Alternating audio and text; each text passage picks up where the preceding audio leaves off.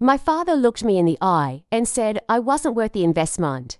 I was 17 when he told me that my sister's future mattered more than mine. He didn't say it with cruelty. He said it like he was explaining the weather. Something inevitable, something I should have already understood. Today, I run a company that employs 43 people. My sister still asks our father for rent money every month. And somehow, I'm the one who's supposed to feel guilty about it. But this story doesn't start with success or resentment. It starts with a kitchen table conversation that rewired my entire understanding of what I meant to the people who were supposed to love me unconditionally. If you've ever felt invisible in your own family, you'll understand this part. I was sitting across from my father with my acceptance letter to Columbia. Full scholarship, academic merit, they wanted me. I'd worked for 4 years to earn that letter, perfect grades. Debate team captain, volunteer work that actually meant something to me. I thought he'd be proud. I thought this was the moment everything would shift. My mother stood by the counter, wiping the same spot over and over. She wouldn't look at me. That should have been my first warning. My father pushed the letter back across the table without reading past the header. He said that's good, but scholarships don't cover everything. I told him I knew that. I'd already calculated living expenses. Books, transportation, I had a plan for part-time work. He folded his hands on the table and said your sister needs our support right now. Not congratulations, not we'll figure it out, just that. My sister was 19, she'd enrolled in a private university, with no scholarship, no financial aid, and no particular career goal.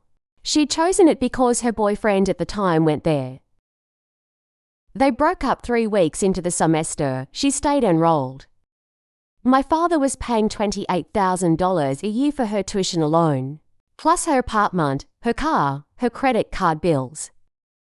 I asked him if he understood that my scholarship covered tuition completely, that I wasn't asking for what he was giving her, just help with the gap. He said it's not about the money, it's about what each of you needs right now. Your sister isn't like you, she needs more support to find her way. I remember the exact words because they've lived in my chest ever since. She needs more support, as if I needed less. As if being capable meant I deserved less care. My mother finally spoke. She said you've always been so independent. You'll manage, you always do. It wasn't a compliment. It was a dismissal, a reassurance to herself that I didn't need them. I asked what happened if I couldn't manage, if I couldn't work enough hours, and keep my grades up and cover everything on my own. My father said, then you'll learn what's realistic for you. That was the moment I understood I was alone. Not because they couldn't help, because they wouldn't. Because somewhere along the way, they decided my sister was fragile, and I was sturdy, and fragile things deserve protection. I went to Columbia. I worked 30 hours a week in the campus library. I tutored on weekends. I ate ramen more nights than I didn't. I watched my classmates go home for holidays while I picked up extra shifts. I graduated with honors and $15,000 in student loan debt, from the expenses the scholarship didn't touch. My sister graduated 2 years later with no debt and no job prospects. She moved back home. My father paid for a career coach, then a certification program, then another apartment when she said living at home was affecting her mental health. I didn't go home much after graduation. There wasn't much reason to. Every conversation felt like stepping into a room where the furniture had been rearranged and no one thought to mention it. My sister's struggles were family news. My successes were footnotes. When I got my first real job offer, my mother said, "That's nice, honey. But can you talk to your sister? She's having a hard time." When I paid off my student loans 3 years early, my father said, "Good for you," then asked if I could lend my sister $2,000. I said no. He didn't ask again, but the silence that followed felt like punishment for a crime I couldn't name. The thing about being the capable one is that people stop seeing effort. They see results and assume they came easily. They don't see the nights. You fell asleep on the subway, the meals you skipped. The professors you begged for deadline extensions because your shift schedule changed. They see someone who doesn't need help and they stop offering it. And eventually, you stop expecting it, you stop wanting it. Because needing something from people who've already decided you don't is more painful than just doing without. I started my company 6 years after graduation, small at first. Consulting work that turned into contracts that turned into hiring people. I didn't tell my family much about it. They didn't ask much about it. My sister was between jobs again. My mother was worried about her. There's a specific kind of loneliness that comes from being successful in a family that only knows how to gather around failure. I didn't imagine how many people would recognize themselves in that moment. 3 months ago, my father called me for the first time in 8 months. Not to ask how I was, not to acknowledge the feature article about my company in a major business journal. He called because my sister's landlord was threatening eviction. She was for months behind on rent. My father had been covering it, but he just retired and the expense was becoming difficult. He asked if I could help, just temporarily, just until she got back on her feet. I asked him if he remembered telling me I wasn't worth the investment. There was a long pause. Then he said I never said that. But his voice had that quality of someone who knows exactly what they said and has simply decided it didn't count. I told him I couldn't help, that I had my own financial commitments. That wasn't entirely true. I could have helped. I chose not to. He said I was being selfish, that family helps family. That my sister was struggling and I had more than enough. I asked him where that philosophy was when I was 17. When I was working myself to exhaustion just to stay in school. He said that was different. I had a scholarship. I had options. I said your daughter has options too. She's just never had to use them. The conversation ended badly. He told me I'd changed. That success had made me hard. That I'd forgotten where I came from. I wanted to tell him I hadn't forgotten anything, that every dollar I'd earned carried the memory of not being worth his. But I just said I had to go, and I hung up. My mother called 2 days later. She was gentler. She always is. She said she understood my feelings, that she knew things had been hard for me. But couldn't I see past that for my sister's sake? I asked her if she'd ever seen past my sister's needs for mine. She started to cry. She said I was making this about old hurt, when my sister needed help now, in the present. I told her my hurt wasn't old, it was ongoing, every family dinner, where my sister's problems took center stage. Every phone call that started with concern for her and ended without asking about me, every time they chose her. My mother said that wasn't fair, that they loved us both equally. I said love isn't supposed to be measured in how much you sacrifice. It's supposed to show up in how you see someone, in what you believe they deserve. And they decided a long time ago that I deserved less because I could handle more. She said that wasn't true, but she couldn't explain why it felt true. Why my sister's rent was a family emergency, but my student loans had been a personal problem, why struggle looked different on each of us. And only one of us got help for it. That conversation ended with her asking me to think about it. To pray about it, to remember that we're family and family forgives. I told her I'd think about it. I didn't tell her I'd already decided. My sister called me a week later. That surprised me.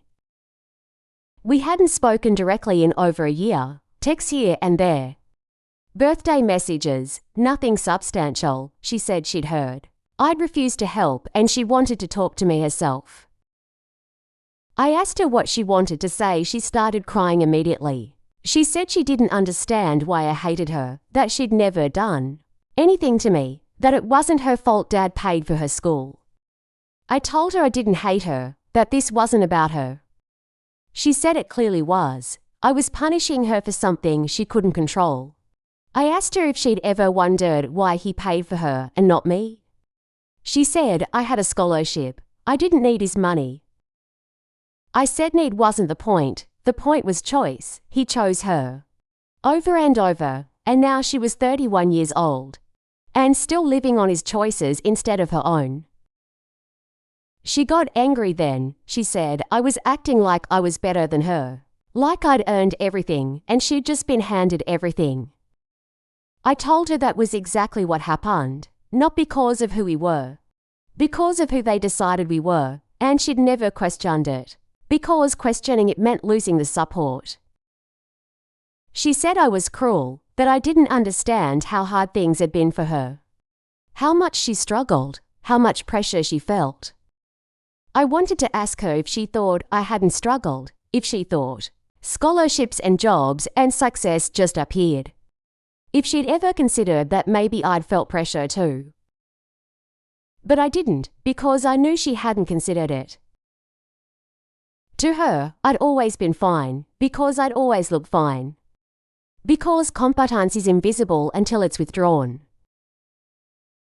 She asked me what I wanted her to do, apologize for being loved. I told her I didn't want her to apologize. I wanted her to wake up. To see that being protected from consequences wasn't the same as being prepared for life. That our parents had done her a disservice by never letting her fail. She said that was easy for me to say. I'd always been the strong one. The smart one, the one who didn't need help.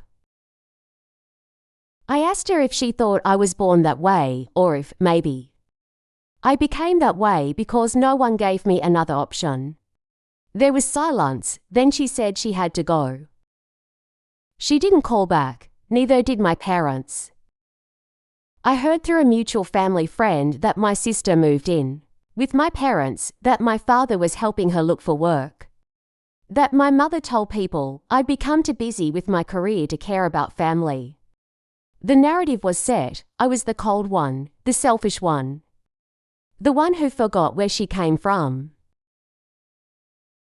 What they didn't say was that I remembered exactly where I came from. I remembered every moment I wasn't enough, every time I was invisible. Every choice they made that told me I mattered less. And I'd built a life where I didn't need them to see me anymore. 2 months ago, something unexpected happened. My sister sent me an email. Not a text, an actual email, long, thoughtful. She said she'd been thinking about our last conversation. That she'd been angry at first, but then started noticing things. How Dad still tried to solve her problems before she'd finished explaining them. How Mum still called her multiple times a day to check on her.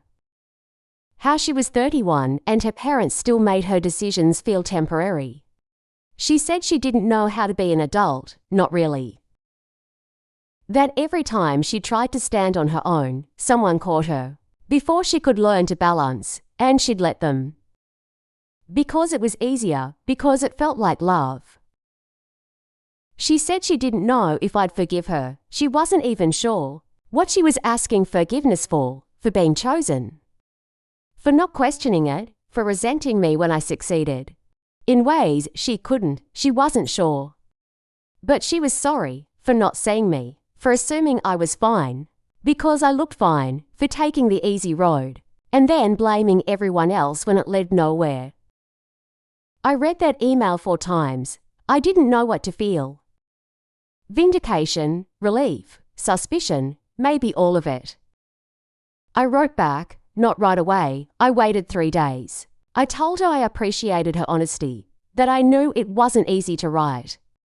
That I didn't need her to apologize for being loved, but I did need her to understand that love wasn't supposed to be conditional on helplessness. I told her I didn't hate her, I never had. But I couldn't keep watching her choose dependency and then call it fate. We've been emailing since then, not often, once every couple weeks. She got a job, part-time at first, now full-time. She's still living with our parents, but she's paying rent. She insisted on it. She said it was the first time money felt real to her. I don't know if we'll be close. I don't know if the years of distance can be undone or if they even should be. But I think she's starting to understand something I learned the hard way. That the people who love you can still fail you, that good intentions don't erase harm, that being chosen doesn't mean being seen. My parents haven't reached out. I don't expect them to. Admitting they were wrong would mean admitting they hurt me. And hurt requires intention in their minds. They didn't intend to hurt me. They just didn't think about me at all, which is somehow worse. I've spent a lot of time thinking about what I would say to them if I could. If there was a conversation where they actually listened. I'd tell them that treating your children differently isn't the same as meeting them where they are. That capability isn't immunity. That the child who asks for less still needs to know they could ask for more. I'd tell my father that I wasn't worth less because I needed less help. That telling me to be realistic was just another way of saying I wasn't worth the risk. That investment isn't just financial. It's belief. And he never believed in me the way he believed in my sister. I'd tell my mother that being independent wasn't the same as being okay. That I learned to manage because no one was coming, not because I didn't need anyone. That every time she told me I'd be fine, she was really saying she didn't want to worry about me, that my strength was her comfort. But I won't have that conversation because they're not ready to hear it. Maybe they never will be, and I've made peace with that. Not the kind of peace where everything is fine, the kind where you accept that some people will never see you the way you need them to. And you stop waiting for them to. You build a life where it doesn't matter anymore. Last month, I hired someone new. She's 23, brilliant, nervous, trying so hard to prove herself. She reminds me of me. During her first week, she apologized for asking questions. I told her never to apologize for that asking questions wasn't a weakness. That needing help didn't make her less capable. She looked at me like I'd said something strange. Like she'd never heard that before. I pulled her aside later. I told her that I knew what it was like to feel like you had to earn your place every single day, to be afraid that one mistake would prove everyone's doubts right. I told her she didn't have to do that here, that she was hired, because I believed in her, not in who she might become. In who she was right now, uncertainty and all. She started crying, right there in my office. She said no one had ever told her that before, that she was enough as she was. I understood that, more than she knew. I told her I meant it. That she didn't have to be perfect to deserve support. That struggling didn't make her a burden, it made her human. I think about that conversation a lot, about how easy it was to give her what I'd never gotten, how clearly I could see her worth, when I'd spent years doubting my own. Maybe that's what we do with pain. We metabolize it. We turn it into something else, not healing, not forgiveness. Just a different kind of understanding, a map of where not to go. My sister asked me last week if I was happy. It was a strange question. We'd been talking about her job, about how tired she was, how much harder everything felt than she'd expected. Then she just asked it, out of nowhere, "Are you happy?" I didn't know how to answer. I told her I was satisfied, that I'd built something I was proud of. That I didn't wake up with that weight in my chest anymore, the one that said I wasn't doing enough or being enough. She said that wasn't what she asked. She asked if I was happy. I thought about it. I told her I didn't know if happiness was the right word. That I was content, that I was free, that I didn't need anything from anyone, and that felt like its own kind of peace. She was quiet for a moment, then she said that sounds lonely. I told her maybe it was, but it was better than the alternative. Better than waiting for love that only showed up when you were breaking. Better than needing people who made you feel smaller for needing them. She didn't argue. I think she understood. Maybe not completely, but enough to let it sit between us without trying to fix it. I don't regret saying no. I don't regret walking away. I don't regret any of it, but I do wonder sometimes what it would have been like if my father had looked at me the way he looked at my sister. If my mother had worried about me the way she worried about her. if they'd seen my competence as something to nurture instead of exploit. I don't think it would have changed who I became, but it might have changed how I felt about becoming her, the cost of it. The loneliness of it, the way success feels when no one you wanted to impress was ever paying attention. There's a version of this story where I reconcile with my parents, where they apologize and mean it, where we rebuild something honest. But I don't think that's this story, at least not yet. Maybe not ever, and I've stopped waiting for it, because waiting for people to see you is just another way of giving them power. And I've spent enough of my life trying to earn what should have been given freely. I'm done with that. I'm done proving myself to people who started with the assumption that I was less, that I needed less, that my strength was permission to ignore me. Someone asked me recently if I thought my parents loved me. I said yes, I do think they love me, just not in a way that felt like love, not in a way that made me feel seen. Love without attention is just proximity, and proximity isn't enough. Not when you're drowning, not when you're fighting, not when you're 17, and being told you're not worth the investment. I built my life in the space their love didn't reach, and it's a good life. It's mine, I earned every piece of it, but sometimes I still wonder what it would have felt like to not have to earn it. To be given something before I proved I deserved it. To be seen as worth the risk, not because I'd already succeeded, but because I was their daughter, and that should have been enough. My company is doing well, better than well, we're expanding. There's talk of acquisition offers. I don't know if I'll take them. I like what I've built. I like the people I work with.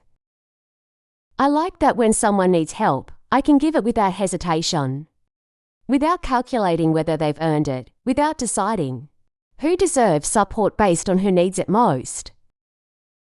Maybe that's the real inheritance from my parents, not the money they didn't give me, but the clarity about who I didn't want to be. The determination to build something different, a space where people didn't have to choose between being capable and being cared for, where strength wasn't punished with neglect, where needing help didn't make you weak and not needing it didn't make you invisible. Last week, my sister sent me a photo. She was at a coffee shop, alone, with a book. She said it was the first time she'd gone somewhere by herself in years, without asking anyone to come with her, without needing company or permission or reassurance. She said it felt strange, being alone without feeling lonely. I told her I was proud of her. I meant it. Because I know how hard it is to unlearn dependence. To realize that the safety net you thought was protection was actually keeping you from learning to stand. She's figuring it out, slowly, in her own way. And maybe that's all I can ask for, not for her to become me. Not for her to apologize for being loved, just for her to see that love isn't supposed to keep you small, it's supposed to teach you how to grow, even when growing hurts. I don't know how this story ends. I don't think it does.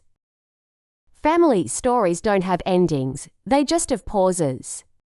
Moments where everyone stops talking and pretends the silence means resolution. But the hurt is still there, the patterns are still there. The history is still there, you just learn to live with it.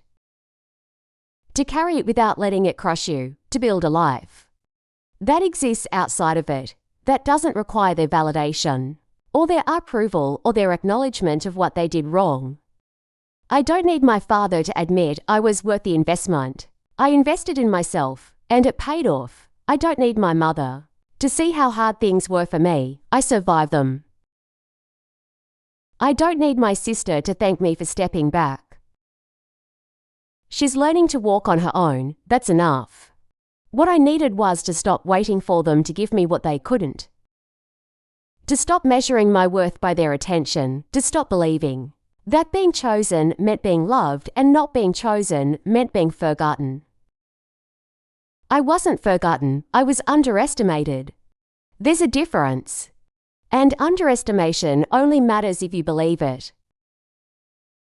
I stopped believing it. I stopped believing that needing less made me worthless, that independence was isolation, that success without their approval was somehow incomplete.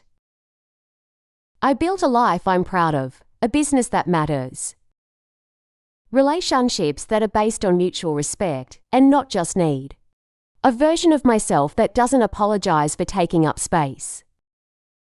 And maybe that's the real ending, not reconciliation, not forgiveness, just the quiet knowledge that I don't need them to see me anymore because I see myself.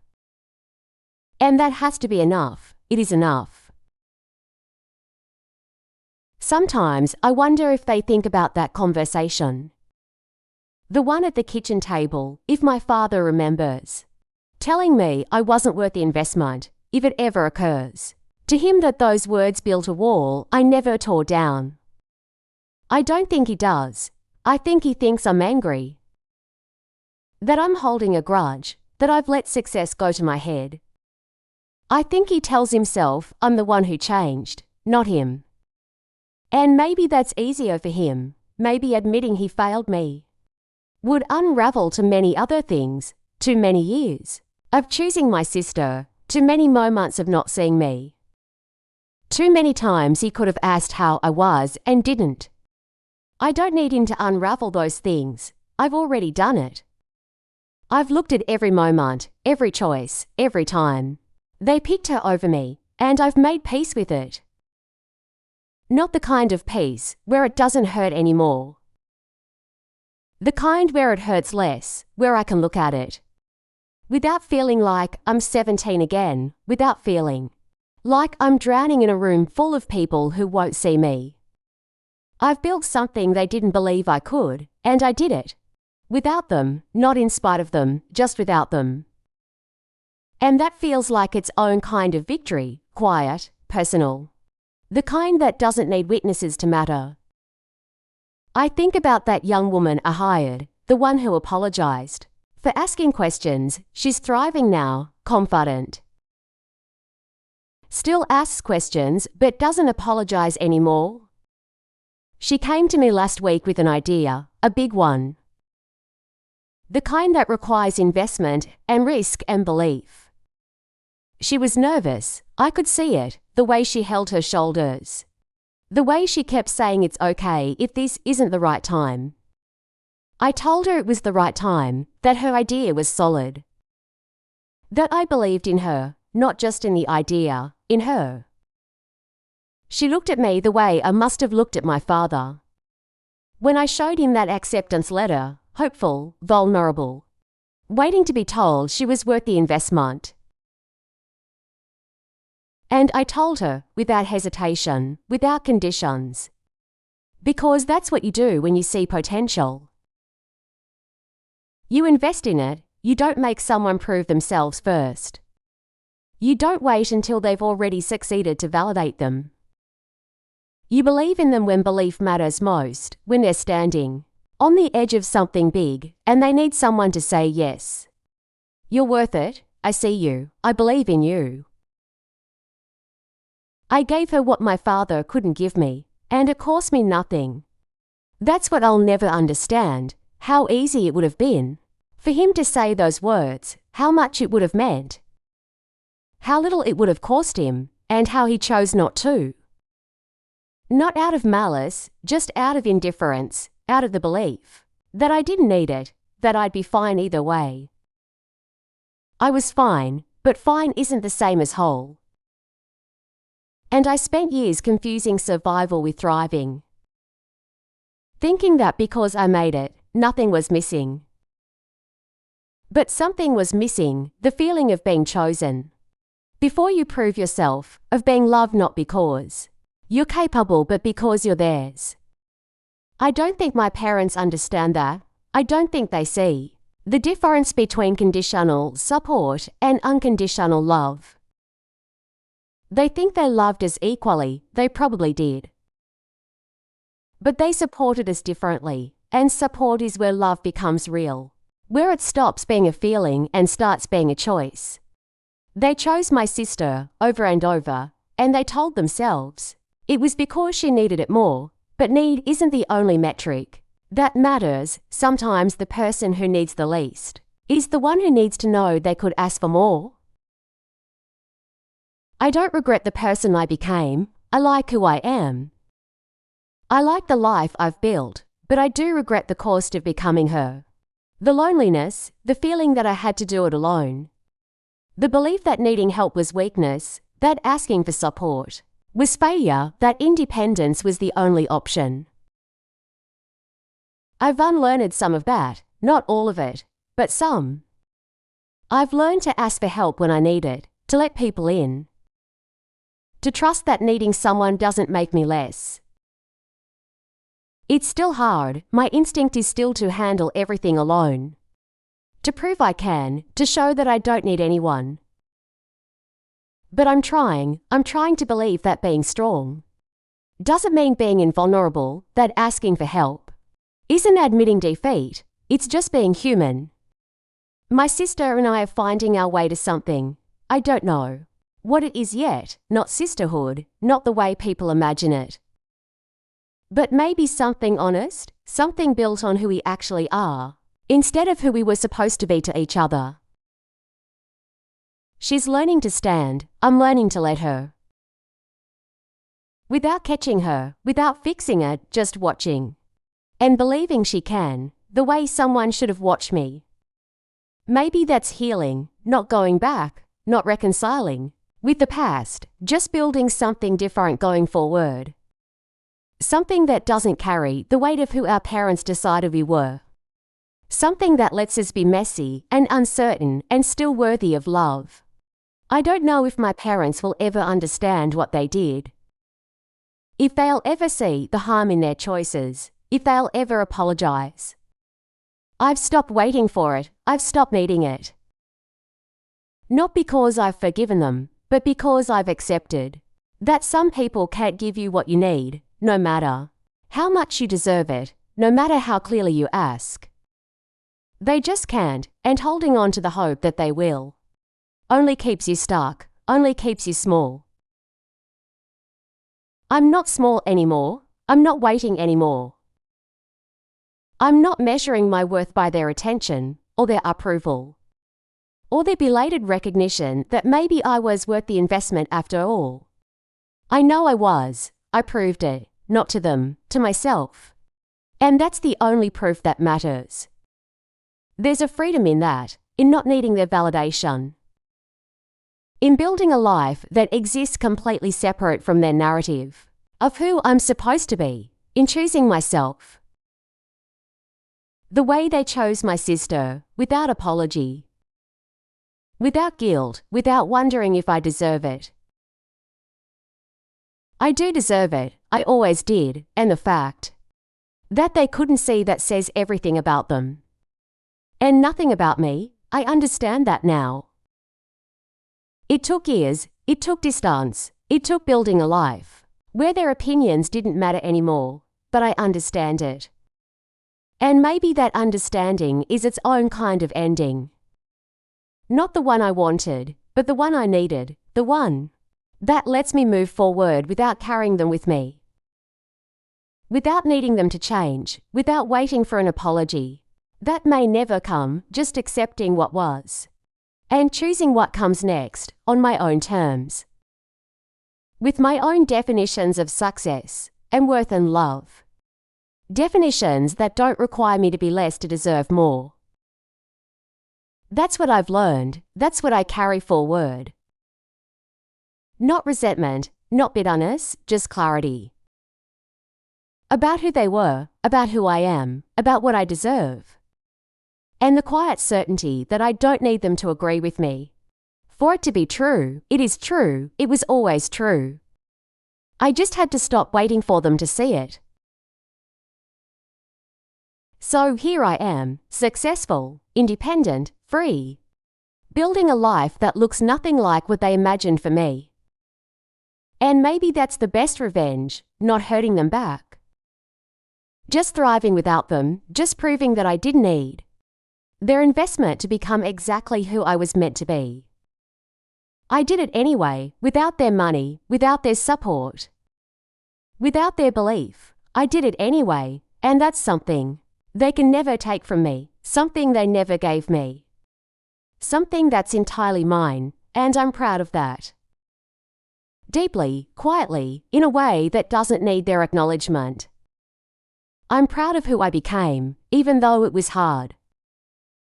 Even though it was lonely, even though it cost me more than it should have, I'm proud. And I think that has to be enough. It is enough. Have you ever had to walk away from people who should love you?